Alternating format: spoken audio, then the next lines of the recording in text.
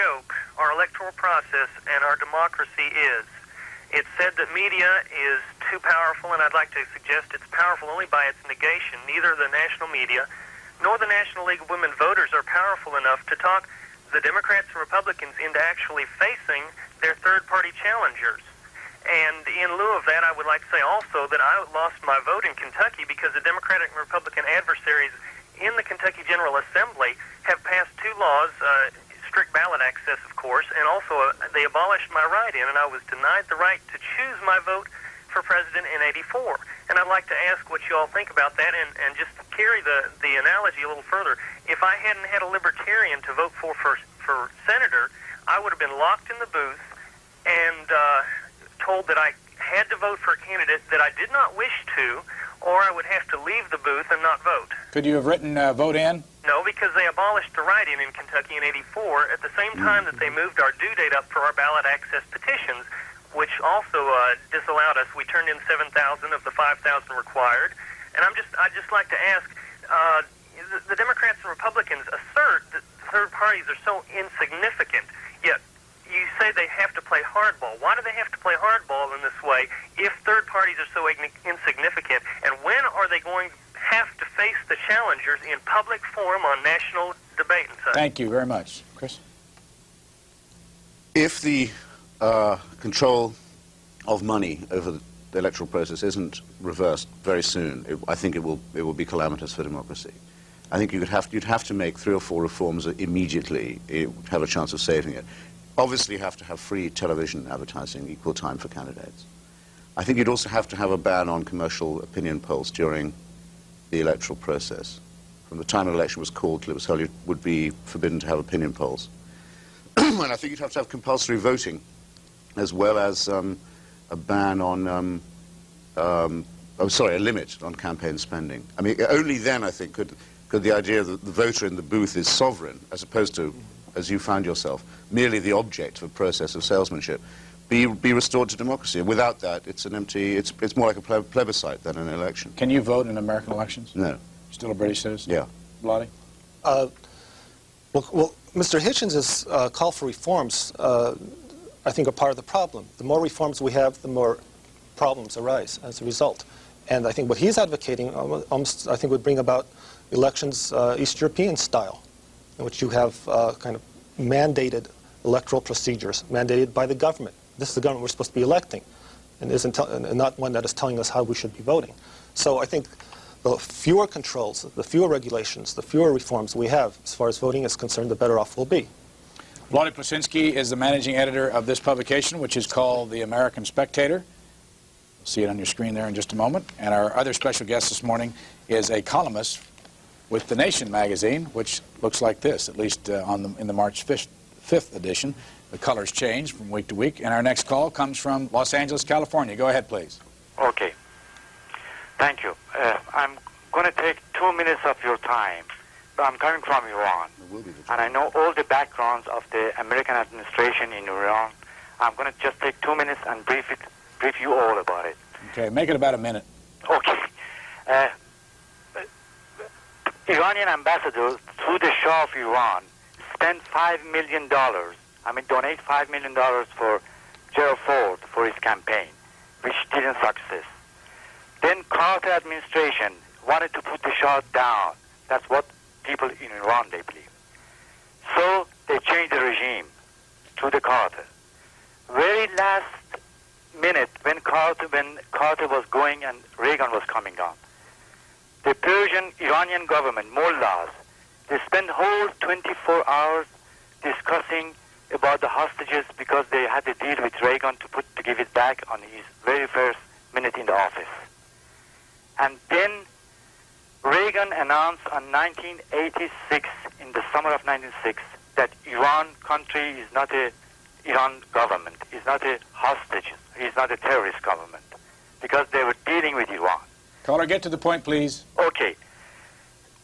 When everybody in Iran, through the mullahs, they're burning American flag, they're shouting down with America, Reagan is sending a plane full of arms, a piece of cake, and a Bible with his signature on it, and a pistol as a gift to mullahs. What do you call it? Is it a begging? Is it a principle? Well, they're putting Reagan down in every street in Iran, and then he's begging for them. Okay, I'm going to let him go and see if anybody wants to comment on anything he said. Well, English isn't the gentleman's first language, but I think I saw the point he was trying to make. I mean, there is a case for believing that the arms deal with Iran that we now know about was a payoff for a deal we didn't know about, and that deal was made to fix the 1980 election. That it was a deal whereby if the Ayatollah kept the American diplomatic hostages and denied a victory to Jimmy Carter thereby, he would be rewarded with American weapons when Reagan was elected. You think there's a deal? There's a great deal of evidence that did happen. I can rehearse some of it again if you like. Wlady? No, again, I think this is just almost pure speculation and invention. I mean, the Ayatollah releases hostages, the Ayatollah takes hostages. I mean, again, what the Reagan administration was doing was trying to get an opening there in order to deal with Iran vis-a-vis the Soviet Union. That's the major issue. Akron, Ohio, go ahead, please. Morning. Morning. I have two quick comments and then a question. First, I'd like to ask C-SPAN to have more international reporters like Christopher Hitchens, because they don't seem to be as tied down by American bias. Second, one of your callers last week said she hunted and finally got the popular vote of Super Tuesday in the Wall Street Journal, which indicated a 2-to-1 vote of Democrats to Republicans. Therefore, it would seem that the USA Today is perhaps not telling the truth in saying that Bush would outvote Dukakis 48% to 42%. If Democrats are voting in twice the numbers as Republicans, it seems to be a very fallacious poll. Caller, let me ask you, do you think that the turnout for the primaries had anything to do with what it would look like in the general election coming in November? I think that in general, yes, that it's a valid percentage. Okay, let me ask Wlady to respond to your point. Well, I didn't quite understand the point. Well, the point is that in the Super Tuesday voting, 2-to-1 Democratic voters over Republican voters. Therefore, the poll in the USA Today that suggested that George Bush would beat Mike Dukakis is not accurate. I've heard a lot of talk about sort of questions of arithmetic, that Bush won't have the numbers, won't get out as many voters to vote for Republican as Reagan did. I mean, meaning Reagan was able to appeal to traditionally non-Republican voters to a much larger degree than Bush supposedly will be able to. And I think there's a lot of truth to it. It will depend on what kind of vice presidential nominee Bush has. If it's Jack Kemp, I think he'll be safe. Chris, your reaction to the numbers game? She's done better number crunching than I have. I mean, I think I would be very skeptical of any projection into November from the figures so far. Okay, pegging off on what she said, do these primaries indicate that this will be in your opinion, are there other forces at work in the primaries than there would be in a general election? I mean, the percentages in Florida were like 22% of the eligible voters came out to vote in the general election. The worst case was 53.6, I think, in the last election. Yes, which is still incredibly low, and I think is the result of the voters feeling that the process is decided before they're asked, that things are all packaged and then presented to them. They're not sovereign in the process. Americans are famous for having many interests, and a number of people simply aren't interested in politics. They're happy with things the way they are.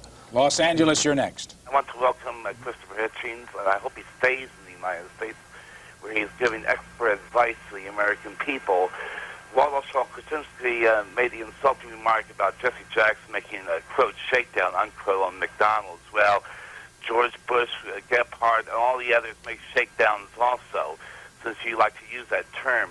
That is why there should be campaign reform in this country before it is completely corrupted. It's corrupted now, but before it's completely 100% corrupted, we need complete campaign reform, and I agree with Christopher Hitchens' proposals, and perhaps I would even go further than that, but I think that his proposals are a starting place to go from.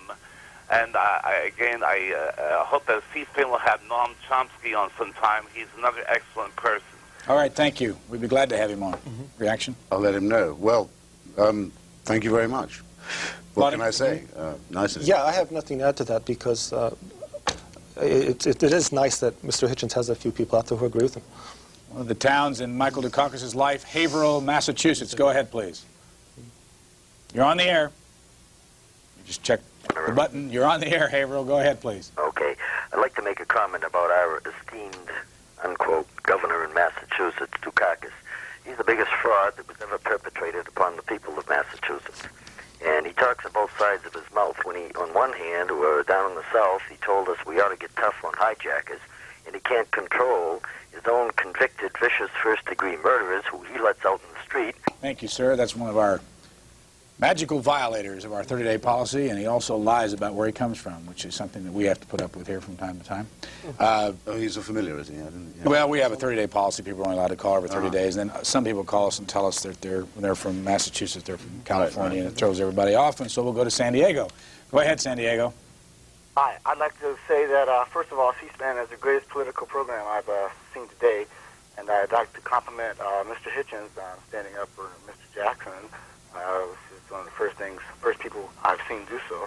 And I'd like to or at least ask the question, how is it that America is supposed to change the way of the world, which is what hopefully we would like to do, if we don't change our basic policies and our basic thoughts towards the third world? The third world is going to be, or are right now, the majority. So we need someone who's going to take this country into a new political arena or a new stance. And I think the way to do it is to try and be friends with everyone. None of the other political candidates are even thinking on that idea. Jesse Jackson may have very liberal ideas. The insinuation of communism is absolutely ridiculous. And again, I say C-SPAN is a great program. Thank you very much, sir. We appreciate it. Chris? Yeah, it reminds me to say something I meant to say earlier. When the Democratic Socialists of America, which is a liberal left organization, endorsed Jackson not long ago, Jackson's people actually returned the endorsement because it's, I mean, I just thought I'd mention it because of all these attributions of extremism to him. I mean, I am on the extreme left myself, and I can just tell you that Jesse Jackson isn't. More's the pity, in my view. He's just a good candidate in other respects. Do Americans tolerate people who are on the extreme left in this country? Yeah, I think they do. I think if you put it to someone, say, look, is so-and-so a communist? That's a particular word suggesting someone is a slavish supporter of the Soviet Union. Nobody's in favor of that. I think, as a matter of fact, some of the things that people who are said to be on the extreme left happen to believe are widely respected. Let me give an example from the gentleman's question about the Third World. The other night at his press conference, the President of the United States said that the problem in South Africa was not one of racism, it was a problem of tribalism, and that in effect gave the government there a leg up, a clean bill. Now, most of the American public is perfectly capable of knowing and for itself and deciding that's untrue, and is worried that the United States is on the wrong side in the battle for South Africa, which is going to be, already is in fact, a titanic battle, the last battle against colonialism in Africa, a battle on the scale of the battle for the independence of India. At the moment, Reagan has committed the US on the wrong side of that. Most Americans think it should be the other way around, and they're right. That's not an extreme left point of view, though it is a point of view held by the extreme left. Because most Americans want to see an end to apartheid in South Africa, and yet most Americans also want to see South Africa remain a thriving economic state, which brings economic benefit to not only whites but blacks. And blacks not only in South Africa, but from neighboring regions who flock into South Africa for jobs and other economic opportunities. The danger, I think, in bashing South Africa from Mr. Hitchens' point of view is simply that it will tear down the system as it exists there today and replace it with something that we have in Angola, Mozambique, or Rhodesia, which will lead to economic disarray, decline, and poverty for the region as a whole. Quick comment from both of you. Has the nation endorsed anybody for president? Not yet, no. Will they? Yeah, we generally do. I mean, I think the staff and contributors would be divided between Jackson and Dukakis. How about the American Spectator? No, we do not endorse candidates. No. Carbondale, Illinois, you're next. Yeah, it's hard to hear you. I was, now that the socialists have taken over the Democratic Party, it seems like we're having a lot of trial by innuendo, and particularly with the Ed Meese thing. Another thing about Jesse Jackson, I got a lot of problems with him. When he was head of Operation Push, it seems like there were, I think, $1 or $2 million that were unaccounted for. Also, Jackson, not only did when he went down